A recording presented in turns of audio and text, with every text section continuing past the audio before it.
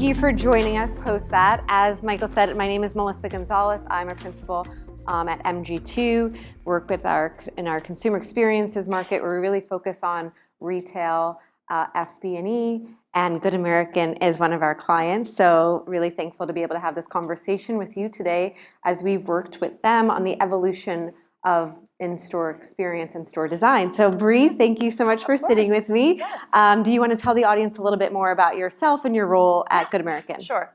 My name is Bree Richmond. I have been in retail for as long as I've been working, which is 30 years now. And so I started at Contempo Casuals. So it was cool in the 90s. Thank you so much. But I oversee all things retail for Good American. So anything that touches the physical four walls is under my leadership. And I've really been in this DTC space, high growth retailers, for about the last 10 years. So very excited to be on this journey with Good American and MG2. Yeah. How many of you in the audience are familiar with Good American? Okay, at the end, everybody's going to raise their hand. And anybody shop Good American? Yes? Okay, good. Thank you. Well, we're going to go a little bit to the audience to tell a little bit about the brand's unique value proposition and mission. And it is no easy feat. So you could see on the screen here the diversity, right, that the brand represents and caters to. And that is offering a size run from 00 all the way to 32. Mm-hmm. I myself am wearing one of the jumpsuits by Good American, fits like a glove. But Bree, can you tell the audience a little bit more about the brand's mission and what that means for sizing and outfits? Yeah, absolutely. We were started in 2016 by Emma Greed, who is a prolific retailer, right? And she really saw a hole in the space for inclusivity within fashion, right? And so our mission is simply that. It is, we are inspiring confidence through fashion. We started as e-com only. On our launch day, had a record-breaking day, one of the biggest denim launches in history. It was $1 million in one day. Emma says that by about like halfway through the day, all the investors thought she was a genius. And by the end of the day, they thought that she had totally missed the mark because we sold out of everything. And in the denim industry, it's not easy to get back into stock, right? There is a long wait time and a long lead time. So we knew that there was an appetite in the market for inclusivity, for fashion for everyone. And like Melissa said, we really try to show up there. You'll see that as we talk through what our physical spaces look like.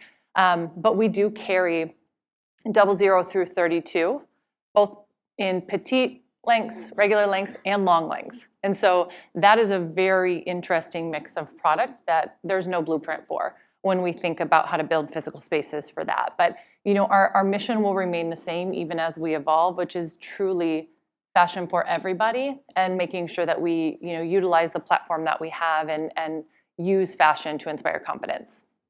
And as you continue to expand, you continue to go beyond denim as well, which we'll talk a little bit more about, and how does that start to show up in the stores where you were traditionally known for denim, and now there's accessories and outfitting and new franchises and things. So when you talk about your brand's mission, you talk about inclusivity, and in the beginning that was a big differentiator, and now it's become table stakes. Yep, absolutely. So can you talk a little bit about that and how that's infused? I'm going to scroll through some of your newer campaign imagery and your Icon campaign that just launched, and how that promise is articulated through these campaigns. Yeah, absolutely.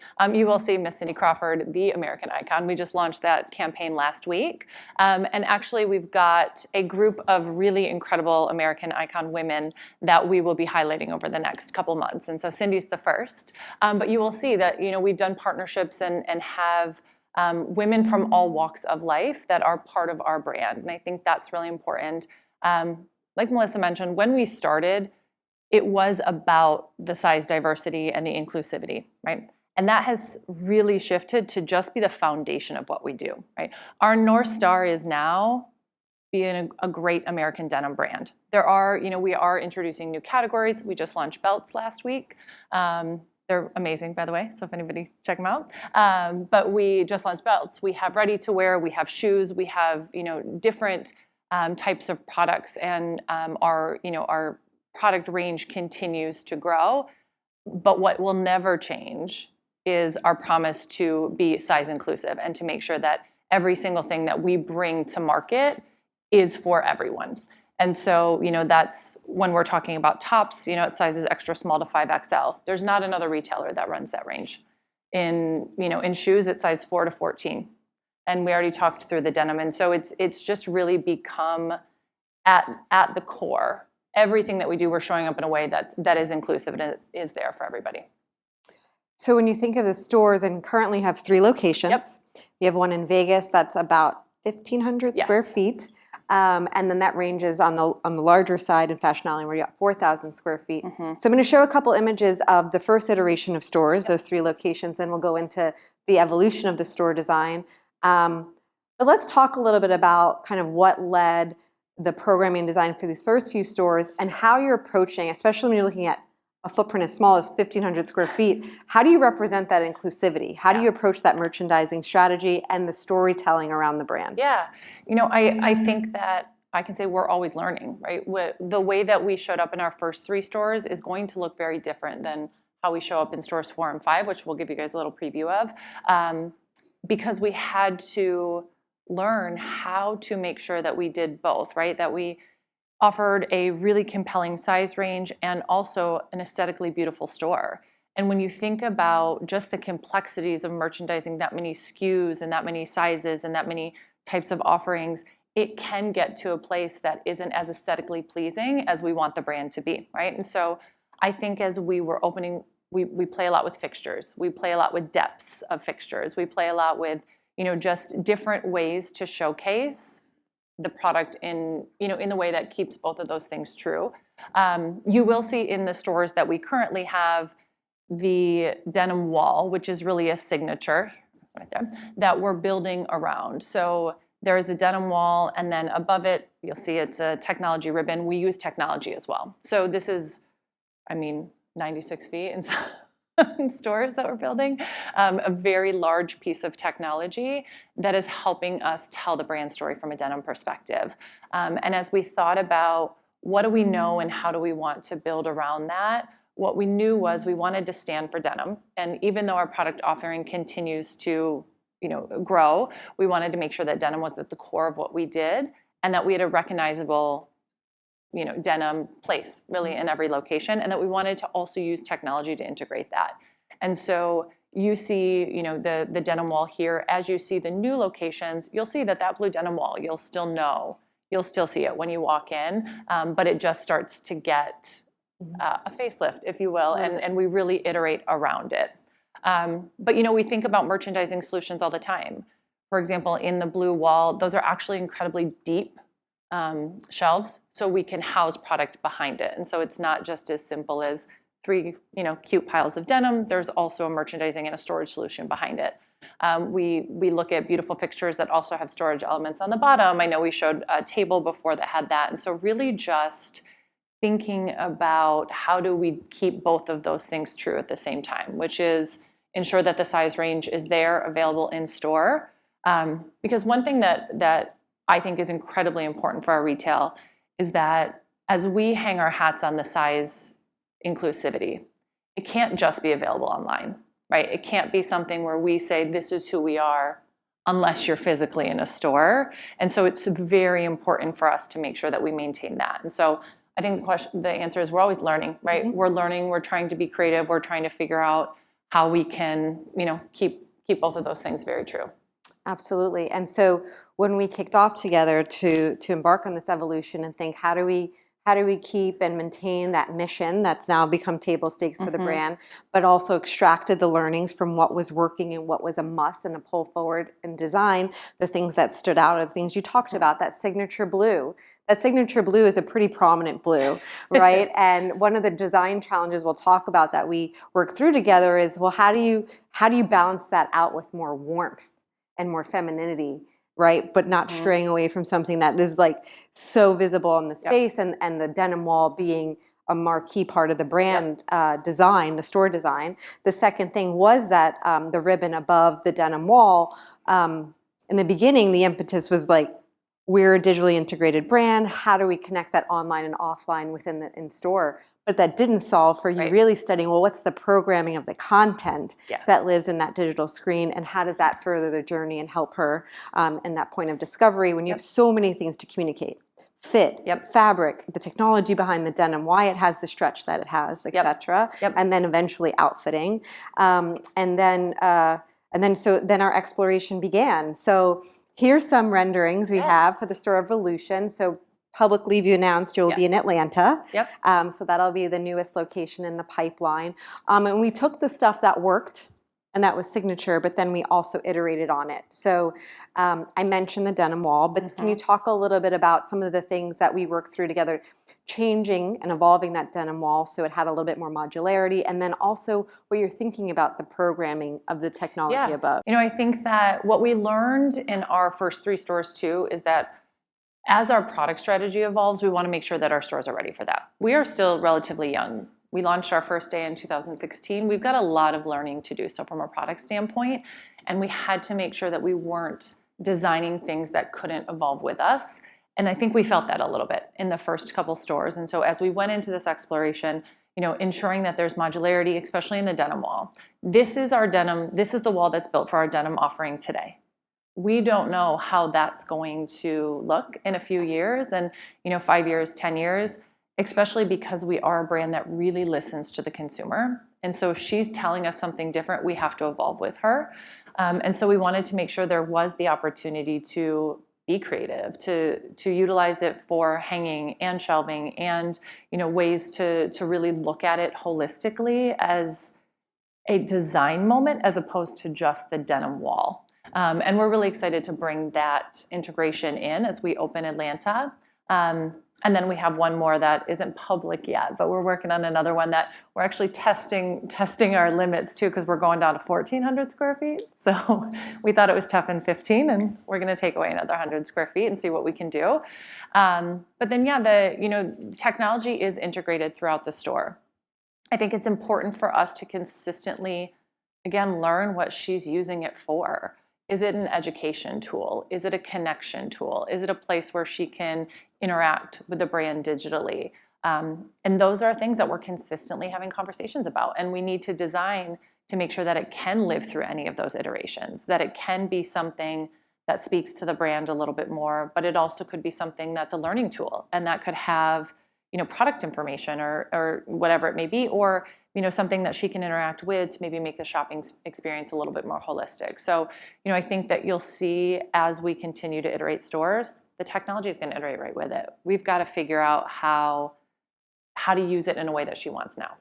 Absolutely. And then some of the other elements just to look at in these renderings of the stores to come is bringing in the materiality and the aesthetic. And again, balancing out with the signature blue that we don't want to walk away from because it's signature to the brand, but bringing in new elements and textures with the jute rug, and we have the wood.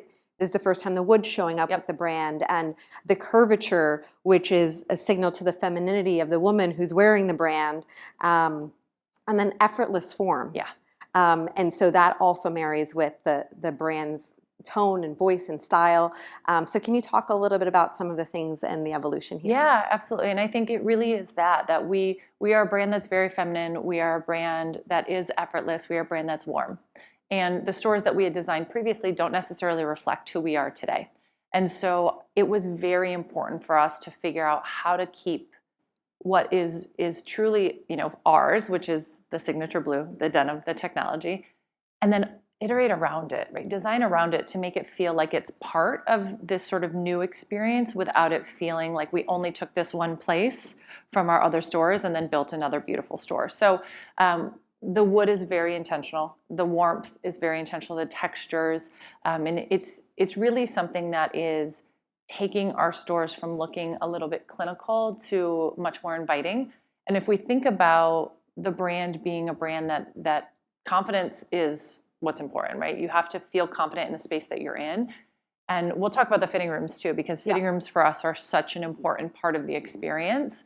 I always think, like, any woman knows that the worst place in the world could be a fitting room, right? It's like cold, the lighting's terrible. There's like the curtains that you close that it is not the place where you go in and you say, I feel so good about myself in here, right? And so we wanted to change that. We wanted to make sure that that it was a place that really inspired the confidence throughout the shopping experience. And that is another thing that we brought over. So the fitting rooms that we've done in our previous locations, you'll see again, it's the blue, there's lots of texture. It feels like I guess I almost said a warm hug, but it's very blue. So like a cool hug.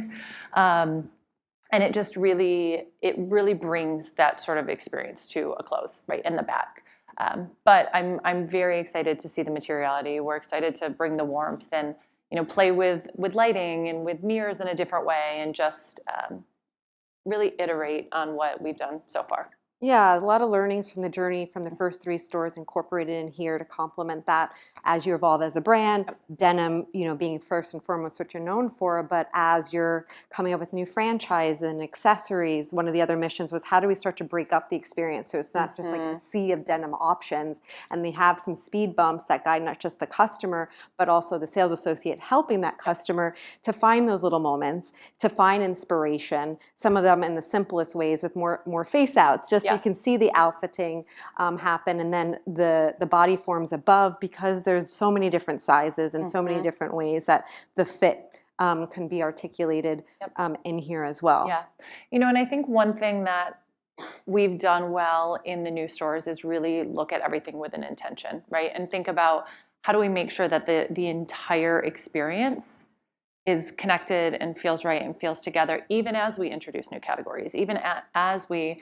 introduce new merchandising techniques to make sure that it flows a little bit differently. But we just designed belt fixtures. You don't see them in here because they were just approved last week. But we really looked at the belt fixtures. How do we put these into this store, make it feel right, make it feel different, make it feel right for the product, and really bring it to life in a beautiful way, and just looking at every way that the associate and the customer is moving through the store and making sure that we design for that.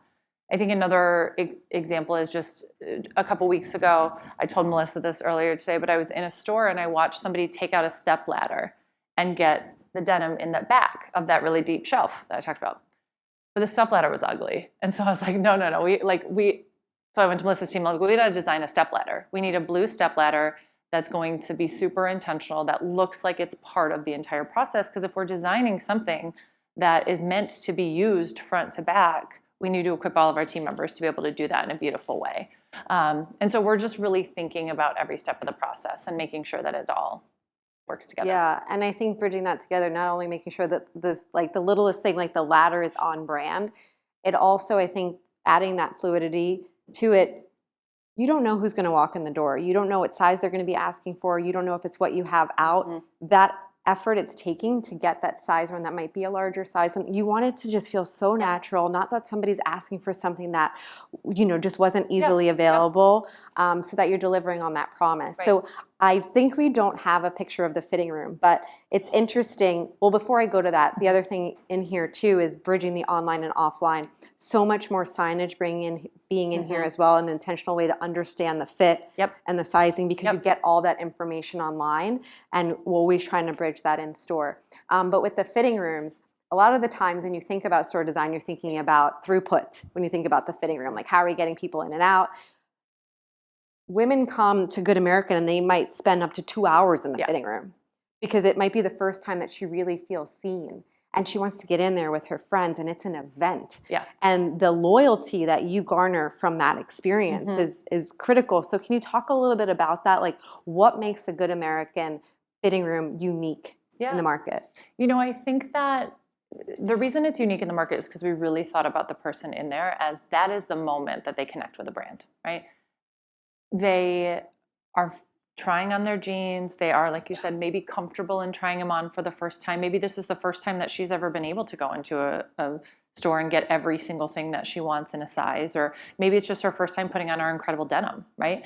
And so we really wanted it to feel warm for her, right? The lighting is beautiful. You can also change the lighting if you want to, right? You can make it a little brighter, a little dimmer. The rug is beautiful. The paint is beautiful. The mirror is beautiful. It really does feel good. And spacious. There is a ton of space. I would say that on any day we have 2, 3, 4 women together in the fitting rooms, just having a good time trying things on together because there's enough space and it doesn't feel crammed and it doesn't feel dark and dingy and dirty and all of those things. And so it really does feel like a place where you can be and a place where you can spend time. And listen, we give up square footage for that, and we will continue to do that because it's more important for us that she has the moment there than it is to like fit one more rack out on the floor. Yeah. And if you think about those brand promises and the signatures and how they show up, I would put those fitting rooms on the list, the denim wall. Can you talk a little bit about how you're thinking about kind of category expansion to the extent that you can, like the belts and some of the accessories, and how you see that furthering the promise of the brand? Yeah, I think that we will continue to find places that we need to be, right? Belts was honestly a bit of a no-brainer. We sell denim. Like the fact that we don't have belts didn't make sense. And so she wanted belts for us. There was a place in the marketplace for it. So we went into that category. You won't see us expand too large, right? I think that there's solutions within denim or needs within denim that we're not yet addressing that you'll see us address in the market coming up in the next year or two. But I think that what we'll do is continue to design for the woman who we have, right? And if there's places where there is a hole in the market for a confidence building fashion moment, we'll go there. And I think we're going to have to make sure that the stores work for that. We will always keep everything in the store. We will always keep all sizes in the store. We're just going to have to get really creative and figure out how our fixtures continue to evolve, how our storage continues to evolve, how all of those things continue to evolve to be able to put on that promise. Well, we've had a sneak peek of some of the reveal. This is kind of off of an iPhone, so not professional photography, but just starting to show how the wood and that integration of some of the new fixtures is showing up. This is in Selfridges, just in time for London Fashion Week. Yep. So you can tell a little bit about that, and then I want to segue into location strategy as a whole and what you're thinking. Absolutely. So this is actually just one of our wholesale accounts, and so this Selfridges for us is an incredible wholesale account for us. It is not one of our fully owned or four-wall owned retail stores, but because we are bringing the brand to a place that feels a little bit more warm, that has some textures, that has some wood, that has these things, we wanted to make sure it represented that in Selfridges as well. So you see the denim wall. I think you see it even more on the next slide. So this is the first time in another retailer that we've showed up this way. And so the denim wall looks the same as in the stores. There's the same marketing. There's, the way that we're talking to the customer is pretty consistent. You see some of the same fixturing as well. That's a table that we used in our first 3 stores. We'll be using again in our stores 4 and 5. And so it's going to be really important for us to continue to show up in a way that feels consistent and feels new and feels like the store design in which we're evolving to.